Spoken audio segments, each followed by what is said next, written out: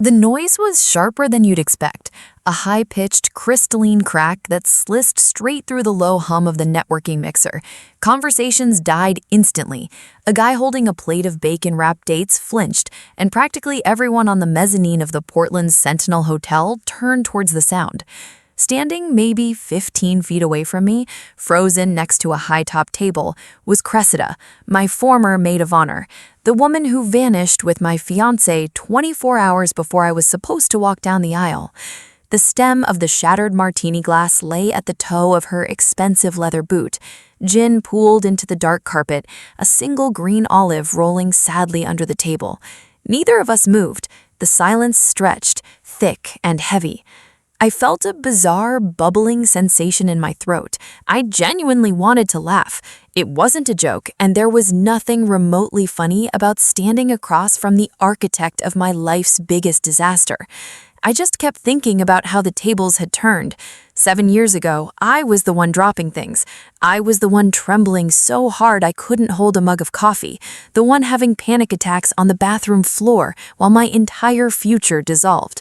Back then, Cressida was the picture of unbothered grace. Seeing her now, completely stripped of her composure, staring at me with wide, terrified eyes, felt surreal.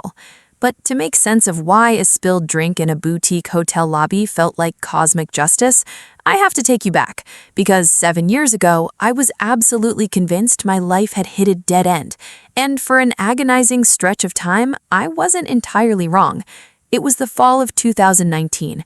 I was turning 40 and preparing for a wedding that felt entirely different from my chaotic 20s. This wasn't a blind, passionate leap. This was the logical, mature choice, the kind of partnership you settle into when you're tired of drama and just want someone who pays the bills on time and remembers your mother's birthday. Julian managed operations for a mid-sized architectural firm downtown. People absolutely adored him. If you met Julian for 5 minutes, he'd remember your hometown, your kid's name, and how you took your coffee. He had this warm, lingering eye contact that made you feel like the only person in the room. I realize now that's a dangerous skill. Men who know exactly how to mirror your desires are incredibly good at maintaining a facade until it no longer serves them. But back then, I thought I'd finally found my safe harbor. Everything was locked in. The botanical garden was booked for the ceremony, the string quartet had their deposit, and my ivory silk gown was hanging right there in the spare bedroom, zipped in its garment bag. My older sister, Alara, had already flown in from Chicago. The chaotic pre-wedding logistics were mostly behind us, or so I believed. The evening before the wedding, Cressida drove over to my place. We were supposed to be tackling the final, tedious chores. We'd known each other since 9th grade gym class. We'd survived terrible college relationships, career changes, and grief together. At least I thought we were surviving them together. We spent 2 hours sitting cross-legged on my living room rug, eating cold pad thai straight from the takeout containers, while tying sage green ribbons around dozens of little welcome boxes. Julian dropped by right around 8. He walked in, kissed the top of my head, grabbed a stray peanut from my carton, and joked about how much money we were dropping on fancy soap for people we barely liked. Then he said he was exhausted and headed back to his apartment to sleep. Nothing in his voice wavered, his face didn't twitch. If anyone had tapped me on the shoulder right then and whispered that this was the final mundane moment of my existence, I would have thought they were out of their mind. I woke up the next morning before the sun even cracked the horizon. It was my wedding day. I stood in my quiet kitchen, brewing a pot of French press coffee, watching the fog roll over the streetlights. I felt exactly how you're supposed to feel, a little jittery, deeply grateful, and ready. By 8 o'clock, Julian hadn't replied to my morning text. I brushed it off. He was probably showering or dealing with his groomsmen. By 9, my calls went straight to voicemail. By 10, a cold, heavy knot started forming in my stomach. The ceremony was set at 2 in the afternoon. The caterers were already at the venue setting up the folding chairs. My sister was in the bathroom steaming her dress, and the groom was completely missing in action. At exactly 11:40, my phone finally buzzed on the kitchen counter. It wasn't a call. It was a text message. "I can't do this. I'm so sorry." That was it. 4 years of shared rent, adopted pets, and merged families reduced to 8 words on a glowing screen.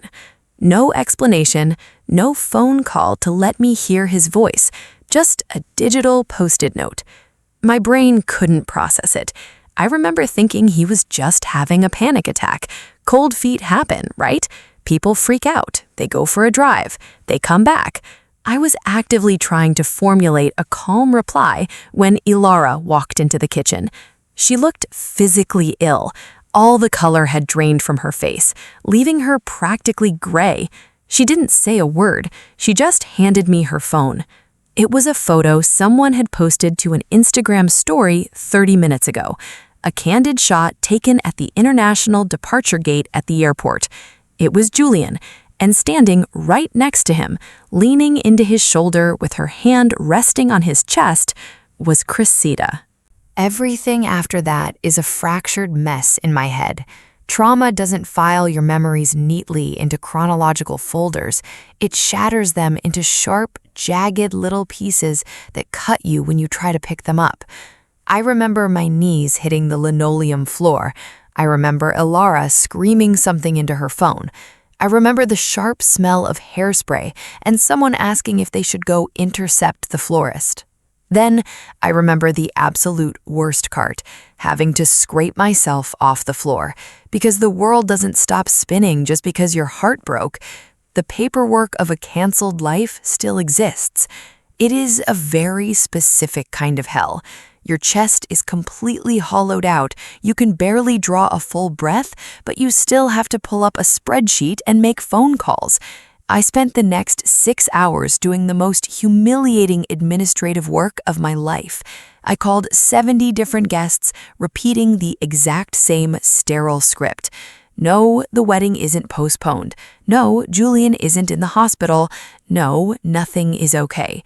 My conversation with my uncle was the only one that didn't make me want to walk into the ocean. He let me stumble through my pathetic explanation, went dead silent for a long moment, and just said, "Well, Ondine, I already paid for the rental car, so I'm coming over and we're drinking the good scotch." I sobbed harder at that than anything else. Then there was the catering manager. I called to cancel the massive tiered lemon elderflower cake. The woman on the phone flatly refused to return the deposit. She didn't even pretend to be sympathetic. She literally sighed and said, "Look, my staff still baked it. I guess my teenagers are eating gourmet cake this weekend." I sat there holding the phone, staring at the blank wall, and I laughed. A harsh, scraped-out sound.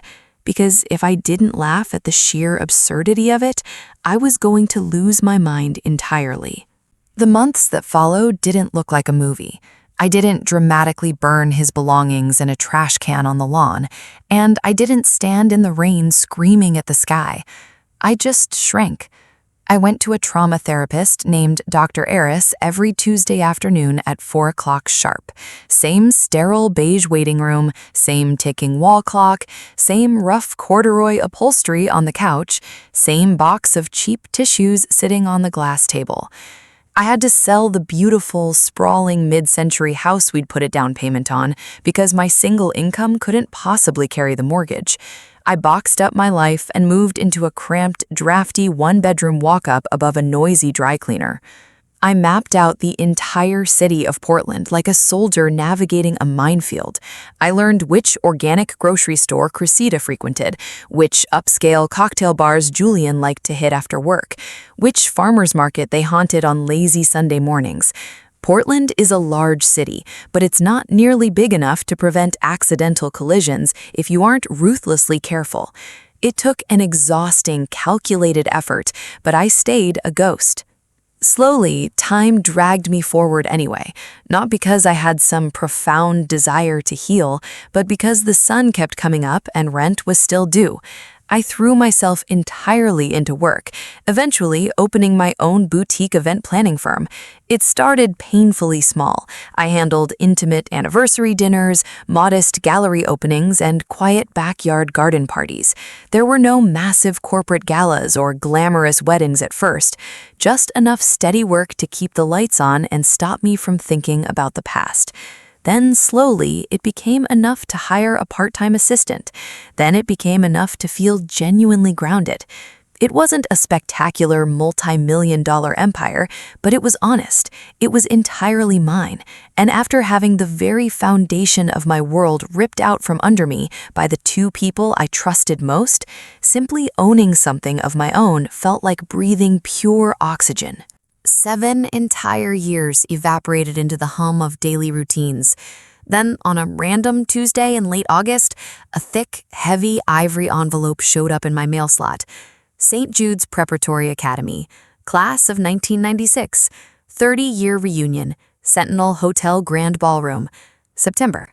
I didn't even open it completely before I tossed the gold foil invitation straight into the kitchen recycling bin. Then, at 2 in the morning, unable to sleep, I padded into the kitchen and dug it out from under a pile of grocery circulars. A singular, burning thought kept clawing at me in the dark. Was I really still running? Was I still the victim? 7 years later, were Julian and Cressida still silently dictating the geographical boundaries of my life? Were they still controlling where I felt comfortable showing my face? That realization pissed me off infinitely more than the prospect of the reunion itself. So, out of pure, stubborn spite, I bought a ticket. And for 3 agonizing weeks afterward, I regretted it bitterly. The night of the event, I sat idling in my Volvo in the Sentinel Hotel's damp parking garage for 20 solid minutes. My hands gripped the leather steering wheel so hard my knuckles throbbed. I stared at my own pale face in the rearview mirror, took a jagged, shuddering breath, and spoke aloud to the empty car. Get out of the car, Ondine. You aren't that broken woman anymore. You aren't bleeding out on the floor. I forced the engine off, grabbed my clutch, and walked toward the revolving doors. I had absolutely no idea that before the night was over, the entire ballroom would witness the spectacular collapse of Julian's carefully constructed lie, or that Cressida would end up standing in a puddle of shattered glass and gin, staring at me in absolute, undisguised horror. I didn't know fate had one final, brutal surprise waiting behind those heavy oak doors. I just took a breath and stepped inside. The Sentinel's grand ballroom smelled exactly like these forced nostalgic gatherings always do. Expensive, suffocating floral arrangements fighting a losing battle against stale banquet food, nervous sweat, and a carpet that had absorbed 30 years of spilled drinks. I stood near the coat check, picking the paper backing off a flimsy adhesive name tag that simply read Ondine Vance, as if anyone in that room needed a label to identify the girl whose fiancé ran off with her best friend. Most of us had known each other since we were awkward, braces-wearing teenagers trying to survive puberty. Hands waved from across the room. A few people rushed over to pull me into tight, suffocating hugs. We ran through the standard, heavily edited scripts. How's the event business doing? How is your older sister? Are you still living out in the Pearl District? Safe, shallow chatter, the kind of aggressively polite talk designed specifically to avoid anything bloody, messy, or real. I was intensely grateful for the superficiality, at least for the moment. Well, if it isn't the ghost herself. I turned to find Margot Vance leaning lazily against a marble pillar, swirling a vodka tonic. Back in high school, Margot ran the paper and treated everyone's dirty secrets like her own personal currency. She hadn't changed a bit. She eyed my emerald silk slip dress up and down with a critical gaze. You look fantastic, Ondine. And you're still a terrible liar, Margot. She let out a sharp, genuine bark of laughter. The rigid tension in my shoulders dropped a fraction of an inch. For the first half hour, it was fine, survivable even. I mingled with people I hadn't seen in decades. I stared at the embarrassing, glitter-covered collage of our teenage years set up by the cash bar. I winced visibly at the sheer volume of dark lip liner I wore in my senior portrait. Someone loudly recounted the story of our biology teacher accidentally setting a lab desk on fire in '94, and the group erupted. I actually smiled. Maybe I had worried about absolutely nothing. And then the heavy brass handles of the main ballroom doors turned. I didn't even need to look. You can physically feel it when the air gets sucked out of a room. After 7 years of complete radio silence, I recognized them instantly. Julian and Cressida walked in perfectly synced steps. They looked like a meticulously curated spread from a high-end lifestyle magazine, the exact kind of couple that aggressively posts smiling vacation photos while probably suffocating each other behind closed doors. Cressida wore a structured, bone-white designer dress that easily cost more than a month's rent. Julian sported a tailored charcoal suit that fit him flawlessly. They glided across the patterned carpet, fully expecting the crowd to part for them. Julian flashed his weaponized charismatic grin, shaking hands left and right. Cressida offered practiced, polite air kisses to people's cheeks. They moved with the sickening confidence of people who assumed they belonged at the center of the universe. I turned toward the bar, hoping to fade into the dim lighting, but Cressida has the instincts of a predator. She spotted me through the dense crowd.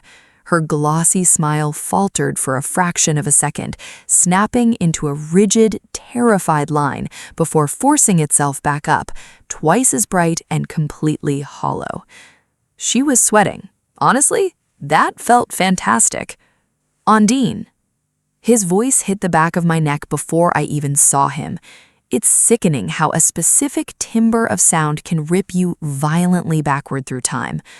I turned around very slowly. Julian stood there, armed with the exact same warm smile that used to convince me I was safe. Seeing it now just made my stomach turn to lead. "Julian," I said, keeping my voice entirely flat. "It's been a minute." 7 years. Yeah, I guess it has. A dead, suffocating silence dropped between us. Not because I lacked the vocabulary to tear him apart. I knew exactly what I wanted to say. I just refused to give him the privilege of my anger. Cressida materialized at his elbow, her signature scent, something aggressively floral and suffocatingly expensive, like crushed tuberose, hit me a full second before she actually spoke. "Ondine." Another heavy, oxygen-deprived pause. This one felt significantly worse than the first. Then, incredibly, Cressida beamed. "Oh my God, it has been absolutely forever." She said it with the breezy enthusiasm of someone bumping into a casual sorority sister at a coffee shop, not a woman who nuked my wedding 24 hours before the rehearsal dinner. I almost had to respect the sheer sociopathic commitment to the bit. The interaction really should have ended right there, but Julian didn't move. Cressida anchored herself in place, and because human beings are naturally drawn to impending train wrecks, a handful of other alumni drifted over to our little circle. That is exactly how these reunions operate. People clump together, completely oblivious to the fact that they are stepping onto a landmine. For about 3 minutes, the atmosphere remained aggressively civil. Then Cressida started talking. Actually, talking is too generous. She launched a full-scale theatrical performance. She casually name-dropped their recent ski trip to Chamonix. She detailed the exhausting logistics of gut-renovating their sprawling mid-century lake house. She complained about the lackluster service on a private yacht charter around the Amalfi Coast last July. Every single anecdote relentlessly circled back to their wealth, their exclusive access, or how flawlessly curated their shared existence supposedly was. At one point, she sighed, pressing a manicured hand to her chest. "We've just been traveling so relentlessly, I can barely keep track of the time zones." I took a slow sip of my club soda. That one sentence probably cost more than the overhead for my entire apartment building. Margot, perhaps sensing the radioactive toxicity radiating from the couple, abruptly shifted her gaze to me. "What about you, Ondine? How is the event world treating you?" I genuinely appreciated the lifeline. The firm is doing remarkably well. We're actually booked through next fall. Margot offered a genuine smile. That is fantastic, seriously. Before I could elaborate, Julian leaned in. Boutique ownership is a brutal grind these days. The margins must be terrifying. He didn't use an openly mocking tone. That made it infinitely worse. It was laced with that synthetic, cloying concern people use when they are desperately trying to assert their superiority over you. He was metaphorically patting me on the head. I kept my expression entirely neutral. It certainly keeps me on my toes. Julian tilted his head, his eyes crinkling in faux sympathy. Well, I'm just glad you're staying afloat. Surviving is an accomplishment. There was a distinct, heavily weighted emphasis on the word surviving. He was handing out a verbal participation trophy, heavily implying that merely existing was the absolute ceiling of my potential. The most infuriating part, nobody else in the circle caught the barb. Julian was an absolute master at this. He knew precisely how to slide a knife between your ribs without anyone seeing the blade. I muttered a polite excuse about needing a refill and walked straight toward the heavy linen-draped bar in the corner. My hands were trembling slightly against my glass. I despised that physical betrayal. I hated that after 7 years of intensive therapy, he could still trigger my nervous system with a single patronizing sentence. Inhale for 4, hold for 4, exhale for 4. I ordered myself, staring blankly at a bowl of bruised limes. It was the exact grounding technique Dr. Eris taught me, the same technique I used while signing the papers to sell my house. When I finally turned around, Julian was standing directly in my personal space, alone this time. My stomach dropped. You know that heavy electric pressure in the air before a thunderstorm breaks? That is exactly what radiated off him. He grabbed a bourbon off the counter, casually scanned the crowded room, and then locked his eyes onto mine. "You know," he murmured, keeping his voice deliberately low, "I used to lie awake wondering how things would pan out for you." I stared at him, refusing to give him a single syllable. "But looking at us now," Julian continued, swirling the amber liquid in his glass, "obviously everything sorted itself out." I braced myself. That is definitely a perspective. He let out a short, hollow laugh and leaned an inch closer, not close enough to look intimate, but just close enough so the people hovering near the high-top tables could hear his projection. "Honestly, Undine," he said, his voice ringing with absolute clarity, "walking away from you was the smartest decision I ever made in my life." The ambient noise in our immediate vicinity simply vanished. It was the kind of dead, suffocating silence that spreads like a contagion before anyone consciously realizes what's happening. A guy holding a slider stopped chewing. Margot stared rigidly at the floor. Someone whispered a sharp, quiet curse. Nobody laughed. Nobody nodded, but crucially, nobody stepped in to defend me either. And in that suspended moment, the collective cowardice burned almost as much as his words. Julian looked incredibly smug, like an actor who had finally nailed a monologue he'd been practicing in his bathroom mirror for the better part of a decade. For 3 terrifying seconds, I froze. I was dragged violently back to my kitchen, staring at a shattered phone screen, suffocating under the weight of not being enough. 7 years of rebuilding my entire identity, and he still knew the exact coordinates of the deepest wound. I glanced past his shoulder. Cressida was standing 10 feet away, watching the execution. She didn't look embarrassed or shocked. She just watched. That single detail crystallized everything. These weren't complicated people who made a messy mistake. They simply got older without growing. I pulled my shoulders back, gave him a razor-thin smile, and said, "Well, I'm glad one of us finally stopped pretending." I didn't wait to see his reaction. I turned on my heel and walked toward the exit, my heart hammering a frantic rhythm against my ribs. I just wanted the cold night air. I seriously considered leaving right then. Then, the massive oak doors of the ballroom swung wide open. A collective murmur rippled through the crowd near the coat check. Heads turned, then more heads. Suddenly, half the room was staring at the entryway. A man had just stepped into the foyer. Beside him was a little boy, and without a second of hesitation, both of them locked onto my position and started walking straight through the parted crowd toward me. I immediately recognized Silas Sterling. Not because his face was plastered on billboards.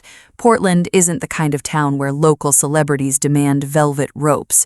But Silas had evolved into one of those quiet, monolithic success stories that people whispered about in networking circles. He was a venture capitalist who quietly funded half the tech startups in the Pacific Northwest. Back in high school, Silas was basically invisible. He sat in the back row of AP Physics, kept his head buried in sketchbooks, and barely spoke above a mumble. If you had handed me a yearbook in 1996 and asked me to pick the guy who would eventually own a massive chunk of downtown real estate, Silas wouldn't have crossed my mind. But the universe rarely asks our predictions before proving us wrong. He looked distinctly older, but it suited him. There was a dusting of silver at his temples, and he wore a dark, unstructured blazer over a simple crewneck. He didn't look polished or arrogant. He looked incredibly grounded, like a man who hadn't needed anyone else's validation in a very long time. Walking right beside him, gripping his hand, was a 4-year-old boy. He had messy dark curls, miniature Vans, and a tiny Portland Timbers beanie pulled over his ears. The absolute second the little boy's bright green eyes found me, his entire face broke with a blinding, ecstatic grin. Before Silas could tighten his grip, the kid ripped his hand away and bolted. "Ondine!" someone gasped behind me, but I couldn't focus on the crowd. The boy was sprinting directly at me. I barely had half a second to drop to my knees before he threw his entire body weight into my chest, wrapping his small arms fiercely around my neck. Then came the single word that absolutely shattered the silence in that ballroom. "Mama!" The word cracked like a whip across the room. Every single eye was glued to us. He squeezed me tighter, burying his face in my shoulder. "Mama, we found you!" A collective gasp rippled through the immediate circle of alumni. Someone directly behind me muttered, "Wait, did that kid just say, Mama?" Then came the sharp, crystalline crack that started this whole story. I looked up. Cressida stood frozen next to a high-top table, the stem of a shattered martini glass at her boots, gin and vermouth soaked into the dark carpet. Her mouth hung slightly open. For the first time all evening, the aggressive, manufactured superiority had vanished. She just looked entirely derailed. Julian stood beside her, his smug expression melting into something that closely resembled panic. I wrapped my arms tighter around Finn's small shoulders. "Hey, buddy, you actually made it." He nodded violently, his beanie slipping sideways. "Silas promised there would be cake." I let out a breathless laugh, pressing my forehead against his. Of course, priorities. Silas finally navigated through the gawking crowd, stopping right beside us. He slid a warm hand onto my lower back.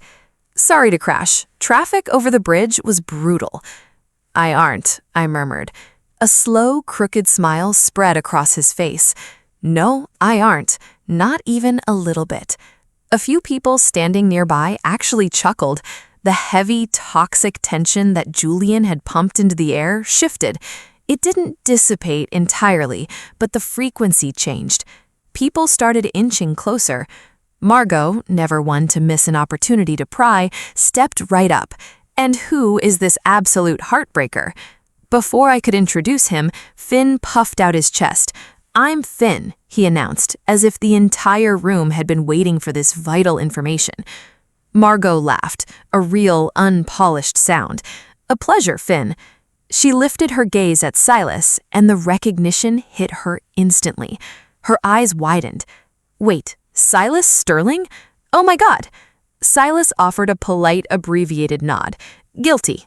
That single exchange was the match hitting dry kindling. Within 30 seconds, half the ballroom realized exactly who was standing next to me. Across the room, Julian and Cressida were paralyzed. Neither of them had moved an inch from the spell. They looked intensely uncomfortable. Good, let them sit in it. Silas glanced at the silent, staring crowd, then leaned down to my ear. Did we interrupt something? Not at all. He looked over my shoulder, catching Julian's deer-in-the-headlights stare, and then looked back at me. Are you absolutely sure? Never been more sure. His eyes crinkled at the corners. He didn't know the exact blow-by-blow of what had just happened, but he knew enough. Over the past 2 years, Silas had absorbed the jagged edges of my history. He knew why certain neighborhoods made me tense, and why the smell of gardenias made me physically ill. But here is the most important distinction. Silas didn't rescue me. I despise that narrative. The tired trope of a broken woman over 40 just needs a wealthy, stable man to swoop in and fix her life. I had already rebuilt my own foundation long before he showed up. I didn't need a savior. What Silas offered was something much rarer: patience, quiet consistency, and actual partnership. We met 3 years ago. My firm was running logistics for a massive tech summit downtown. We were short-staffed, the caterer was late, and I was running on 4 hours of sleep. Silas was the keynote speaker. I had no idea who he was. I practically ran him over in the hallway and dumped a full cup of black coffee all over his presentation notes. A normal venture capitalist would have screamed at me or demanded my manager. Silas just grabbed a stack of napkins, knelt on the floor in his expensive suit, and helped me wipe it up. Then he spent the next 20 minutes helping my panicked assistant arrange folding chairs. That was the first tell. The second tell happened 6 months later. A freak ice storm knocked out the power grid across half of Portland. My apartment building's archaic heating system died completely. I casually mentioned the freezing temperatures during a brief phone call with him regarding an upcoming charity gala. At 7 the next morning, Silas was standing outside my door. He held 2 heavy-duty space heaters and 3 grocery bags stuffed with enough non-perishables to survive an apocalypse. No dramatic romantic monologue, no expectant hovering, just pure, functional kindness. The older I get, the more deeply attractive competence and kindness become. Then I met Finn. His mother had passed away in a multi-car collision on the interstate 2 years before I entered the picture. I never pressed for the gory details, and Silas rarely offered them. Grief is a private country, and I respected their borders. But slowly, inevitably, Finn wove himself into the fabric of my daily life. It started with Sunday morning pancake runs, then it was picking him up from preschool when Silas got stuck in board meetings, then it was Friday night movie marathons on my couch. Tiny, ordinary moments that quietly cement themselves into something vital before you even realize it's happening. A year ago, Finn dropped his juice box in my kitchen and yelled, "Mama, I spilled." I froze, quickly kneeling beside him with a towel. "Sweetie, I'm not your mama." He looked at me with that devastating, piercing seriousness that only toddlers possess. "I know." "Then why did you call me that?" "Because," he said, wiping his sticky hands on his jeans, "you're my other mama." Then he walked back to the living room as if he had simply stated that the sky was blue. Kids operate like that. They drop absolute emotional bombs and just walk away. I never planned the nickname. Silas never pushed for it. Finn just decided it was true, and neither of us had the heart to correct him again. Now, that same little boy was happily perched on a velvet chair in the Sentinel Hotel, devouring a slice of vanilla sheet cake and casually destroying my ex-fiancé's ego. I stole a glance across the room. Cressida was still watching us, Julian too, but the arrogant armor had totally fractured. For the first time all night, they were not directing the narrative. They were just spectators. "Can I have another brownie?" Finn tugged on my sleeve. "You already had 2, I reminded him. "I had 1.5. The first one was broken." He grinned, a gap-toothed smile that melted my defenses instantly. I looked up at Silas. Did you teach him contract negotiation? Absolutely not, Silas deadpanned. You are both pathological liars. Margot and a few other alumni standing around us burst out laughing. The entire mood of the ballroom had actively pivoted. The shallow, defensive posturing was gone. People were asking real questions now. How long had Silas and I been together? Was Finn his son? Why hadn't I mentioned any of this earlier? The irony was that I hadn't come here with an agenda. I didn't want revenge, and I certainly didn't care about making Julian jealous. I walked into this hotel fully prepared to endure an hour of awkward torture alone. Instead, I got to simply stand in the truth, and the truth is a terrifying weapon against people who thrive on lies. While Julian and Cressida had spent 7 years writing the tragic ending to my story, they hadn't bothered to read the sequel. Through the crowd, I saw Margot casually stroll over to Julian. She leaned in close and murmured something directly into his ear. His jaw tightened instantly, all the color draining from his face. Margot stepped back, caught my eye from across the room, and flashed a razor-sharp smile. Someone was about to get burned. If you have ever been trapped in a high school reunion in the Pacific Northwest, you know the unspoken rule. No one is actually paying attention to the nostalgic Spotify playlist or the overpriced open bar. Everyone is just quietly watching everyone else, cataloging failures and measuring successes, especially when the tectonic plates of the room start aggressively shifting. Right then, the most captivating thing in the Sentinel Hotel wasn't the carving station or the embarrassing photo collages. It was Julian. For the absolute first time all night, he looked rattled. Not annoyed, not deeply inconvenienced, genuinely, dangerously exposed. I watched Margot Vance corner him near an ice sculpture. She murmured something under her breath. Julian replied, his jaw locking tight.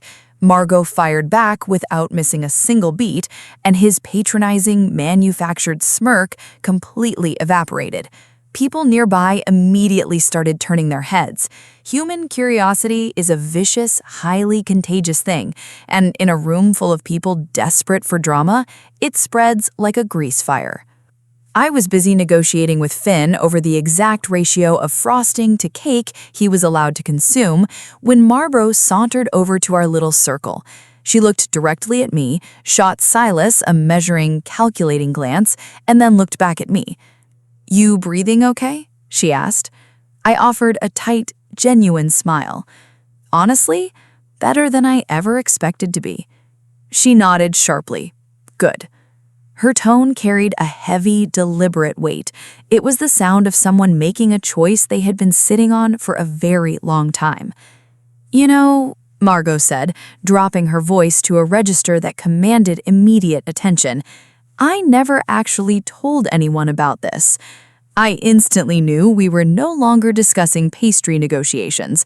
Silas picked up on the frequency shift immediately. He gently tapped Finn's shoulder and smoothly guided the boy toward a velvet lounge area where some other alumni kids were tearing into coloring books, close enough to keep a protective eye on him, but far enough out of earshot to give the adults a sterile operating room.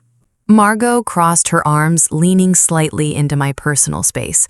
I was the senior accounts manager at Vance and Sterling, no relation to Silas, obviously, but I handled the financial portfolio for Cressida's father's commercial real estate empire for 3 years.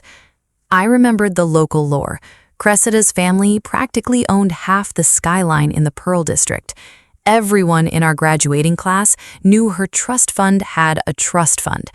"Okay," I said slowly, watching her face. "What about it?" She chewed the inside of her cheek. "I didn't say anything back then because you were barely holding it together," she sighed, dragging a hand through her dark hair. "I honestly didn't think you could stomach it." Fair enough, I admitted. She was entirely right.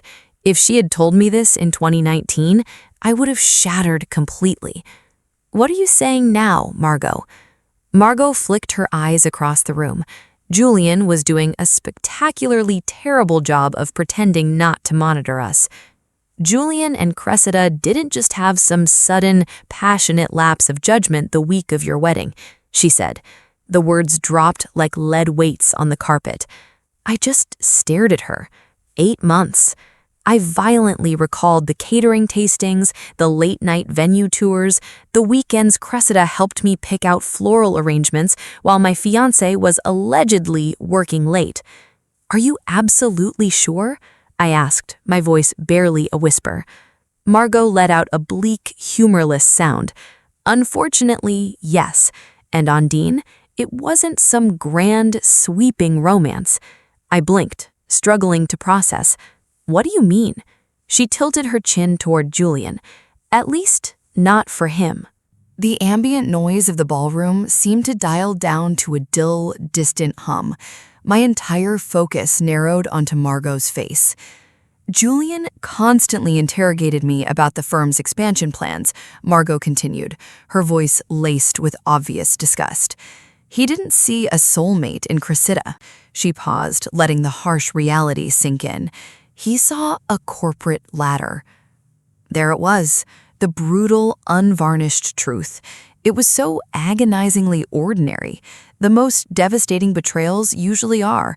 It wasn't a tragic love story or an irresistible pull of fate. It was just an opportunistic man grabbing a faster path to a tax bracket he felt he fundamentally deserved. I braced myself for the familiar wave of crushing inadequacy, but it never came. Instead, an intense, sweeping calm washed over me. The math finally made sense. Julian hadn't abandoned me because I was fundamentally unlovable or insufficient. He left because I couldn't buy him a corner office. "That is absolutely not what happened," a sharp voice cut through the air. I didn't even flinch. Julian had finally decided to breach the perimeter. Several people standing nearby abruptly stopped their conversations and turned toward us. The circle of bodies organically tightened. Nobody sent out a flare, but human beings relentlessly flocked to the scent of a public execution. Julian plastered on his weaponized, charismatic smile, but the edges were vibrating. "Come on, Margot, stop spinning fiction." Margot leveled a glacial stare at him. "Do you really want to do this right now? Here?" His jaw clenched and his tone grew dangerously thin. "Stop." That single panicked command told me everything. Truth doesn't make liars angry. Exposure does. Before Margot could strike back, Claire, a woman who used to sit behind me in chemistry, spoke up. "Actually, I'd really love to hear the rest." Another guy from the debate team nodded in agreement. No one was yelling. The mild, fascinated curiosity made it infinitely more humiliating for Julian. Cressida finally pushed her way into the circle, looking physically ill. "Can we please not turn this into a spectacle?" Silence. No one gave her an inch. Then Silas quietly stepped back into the frame. He didn't puff out his chest or posture like a cinematic bodyguard. He just stood shoulder to shoulder with me. Julian, desperate for an out, immediately locked onto Silas. "Silas," Julian said, tightly. "Silas." They briefly shook hands. It was the most agonizing, high-tension handshake I have ever witnessed. Julian pumped Silas's hand with aggressive force, flashing a tight, combative smile. "I hear the venture capital world is treating you well." "It is," Silas replied, his voice calm and entirely unbothered. "Must be nice to have that kind of luck." Julian let the word luck hang heavy in the air, a petty, transparent attempt to undermine Silas's actual work. He waited, clearly expecting Silas to get defensive or angry. Silas just studied him for a long moment. He tilted his head slightly, as if examining a very confusing piece of modern art. "You know, I thought you looked familiar. Weren't you the junior acquisitions guy who tried to sell my firm that structurally condemned warehouse block down in the industrial district back in 2021? Dead silence. Then a sharp bark of laughter from someone near the bar. Then an absolute cascade of real, uncontrollable laughter from the crowd. Claire had to set her wine glass down before she spilled it. The guy from the debate team was actually shaking his head. Julian's face flushed a deep, mottled red. "I have no idea what you're talking about." "I definitely do. You completely forgot to disclose the black mold." The circle erupted again. It wasn't vicious or mean-spirited. That is the most important distinction. No one was actively bullying Julian. They were simply seeing through him. They were looking past the tailored suit and the practiced charm and seeing the hollow, desperate climber underneath. Cressida looked like she wanted the patterned carpet to open up and swallow her whole. The untouchable golden couple of the reunion had just been reduced to a punchline, and it didn't even take any effort. Once a crowd sees the man behind the curtain, the illusion never works again. Julian darted his eyes around the circle, frantically searching for an ally, and found absolutely no one willing to throw him a rope. That is exactly when I decided to speak. I didn't plan a dramatic monologue. I hadn't spent the last 7 years rehearsing some vicious, cinematic revenge speech in my bathroom mirror. But standing there, bathed in the dim amber light of the hotel ballroom, the chaotic static in my brain suddenly cleared. I knew precisely what I needed to say. I looked directly into Julian's eyes. He actually met my gaze. For the first time in nearly a decade, neither of us looked away or hid behind polite fiction. "Julian," I said, keeping my tone perfectly level. The laughter around us died down instantly. The room went completely still. "For 7 long years, I convinced myself that you left because I was somehow defective. I thought I lacked something fundamental. I thought I wasn't enough for you." I paused, taking a slow breath, not for a theatrical effect, but because I wanted to feel the absolute clarity of the moment. Tonight, I finally understand the mechanics of what happened. I saw Cressida physically flinch out of the corner of my eye. You didn't leave because you found a better connection. You left because you found a faster elevator to the top floor. You just chose the path of least resistance. Absolute silence. Nobody gasped, nobody whispered, there was no explosive argument or thrown drinks, just the heavy, undeniable weight of the truth settling over the crowd. Everyone recognized it at the exact same moment. Then I delivered the final piece, the one thing I genuinely never thought I would be capable of feeling, let alone saying out loud. "I don't hate you anymore, Julian. I don't hate Cressida either." Julian blinked rapidly, his facade completely fractured. Cressida just stared at my shoes, her jaw trembling. I offered them a small, genuine smile. I felt impossibly light. No one rushed to fill the quiet. There was simply nothing left to argue about. For years, I had pictured my ultimate revenge as a loud, explosive victory.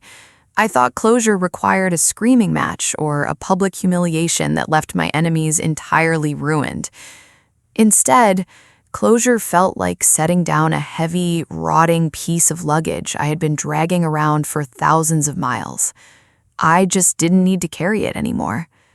Across the ballroom, completely oblivious to the fact that decades of toxic emotional baggage had just evaporated, Finn aggressively waved a half-eaten chocolate brownie in my direction. He had chocolate smeared on his chin and looked ridiculously pleased with himself. I let out a loud, sudden laugh, and for the first time all evening, the sound felt entirely effortless. It belonged to me.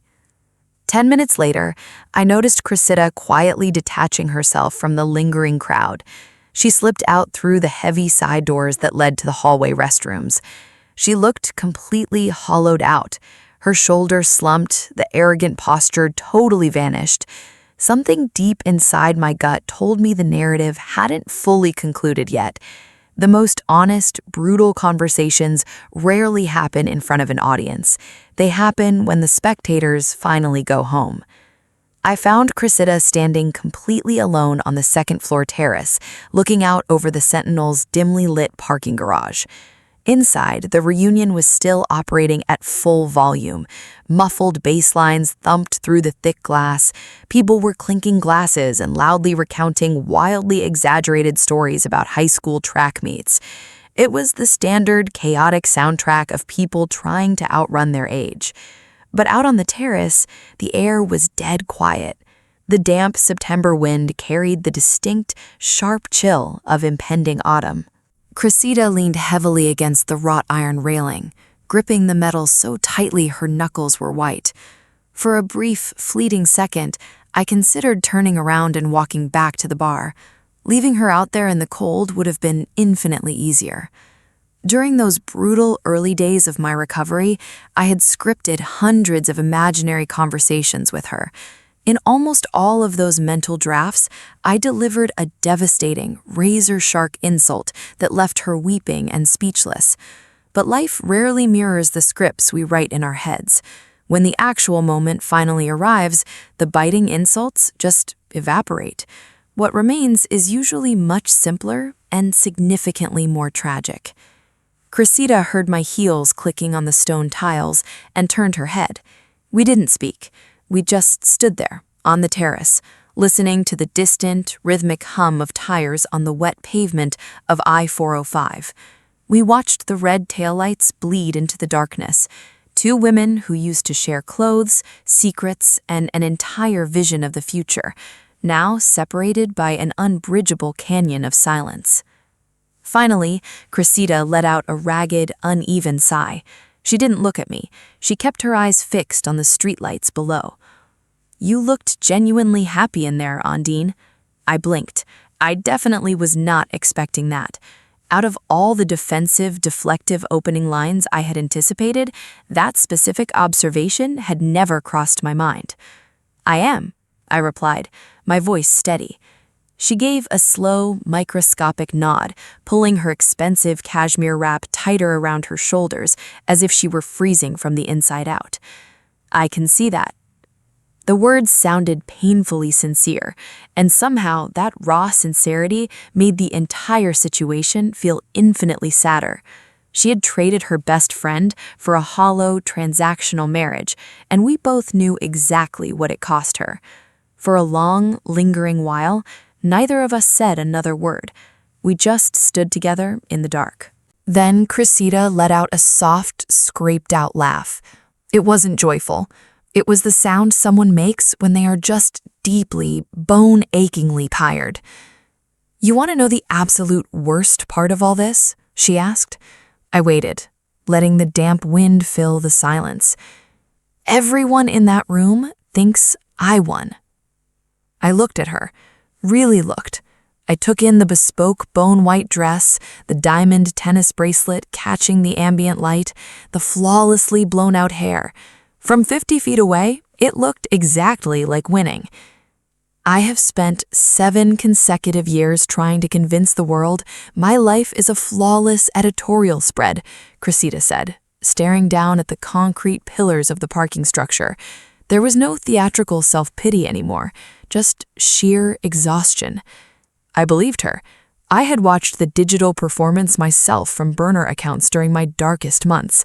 The curated Aspen ski trips, the luxury yacht charters, the coordinated holiday cards. Every single pixel was meticulously intentional. Then she shocked me. "The first year was thrilling," she admitted, a bitter smile briefly touching her lips. "Maybe even the first 2. It felt like we got away with a heist." The smile vanished.